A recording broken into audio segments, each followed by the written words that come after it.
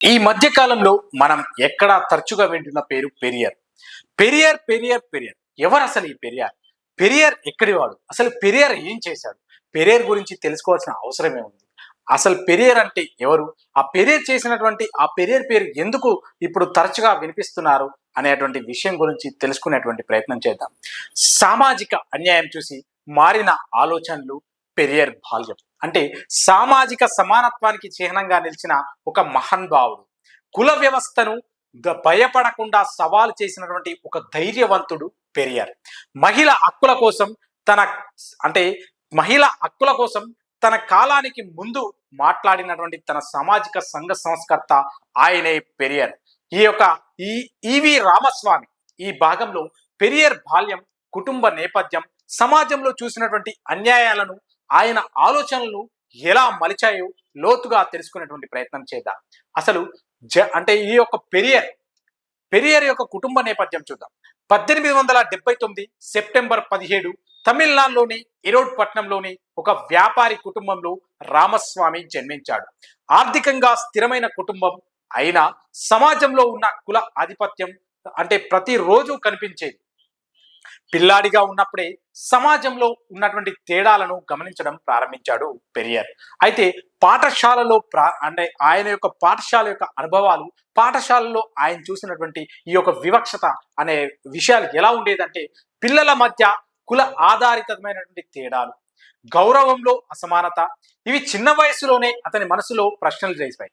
ఎందుకంటే ఒక మనిషి మరొక మనిషి కంటే తక్కువ అనే సందేహం అతని ఆలోచనలు మొదలయ్యాయి బాల్యంలోనే. ఆ పాఠశాల స్థాయిలోనే ఒకరికంటే మరొకరు ఎందుకు తక్కువ, ఒకరికంటే ఒకరు ఎందులో తక్కువ అనేటువంటి ఆలోచనలు రేకెత్తించాయి పెరియార్లో.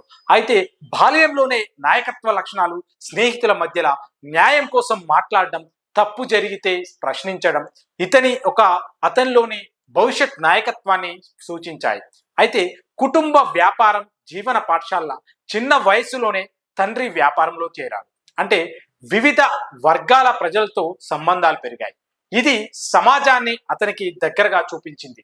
అంటే వ్యాపారం చేస్తున్నటువంటి క్రమంలో తన వ్యాపారాన్ని దగ్గరికి వచ్చేటువంటి ప్రజల మధ్య తారతమ్యాలు ఏంటి, అసలు వారితో ఉన్నటువంటి సంబంధాలు పెంచుకొని అసలు సమాజంలో ఏం జరుగుతుంది అనేటువంటి దృష్టి అటువైపు మళ్ళింది. అంటే సమాజాన్ని ప్రశ్నించేటువంటి ఆలోచన, మతాచారాలు, సాంప్రదాయాలు, వాటిలో ఉన్నటువంటి ఆ అన్యాయ అంశాలను అతను గమనించాడు. అయితే సాంప్రదాయం పేరు మీద అన్యాయం ఎక్కడ, అన్యాయం ఎందుకు అనే ప్రశ్న అతని జీవితాన్ని మార్చింది.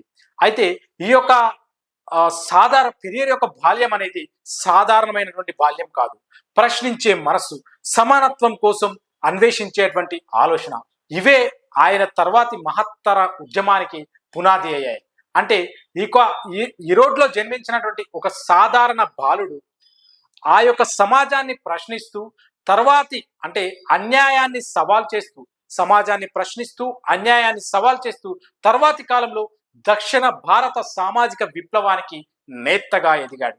తదుపరి భాగంలో అంటే మరో ఎపిసోడ్లో కుల వివక్ష అనుభవం ఆయన జీవితాన్ని ఎలా మలిచిందో తెలుసుకునేటువంటి ప్రయత్నం చేద్దాం. అసలు ఈ పెరియార్ బాల్యంలోనే చేశాడంటే తను ఏం చేయబోతున్నాడు, ఆయన జీవితాన్ని ఎలా మలిచాడు అనేటువంటి విషయాన్ని మనం ఈ బనారస్ యాత్ర తర్వాత ఈ కుల వివక్ష యొక్క అనుభవాల్ని మరో ఎపిసోడ్లో తెలుసుకునేటువంటి ప్రయత్నం చేద్దాం.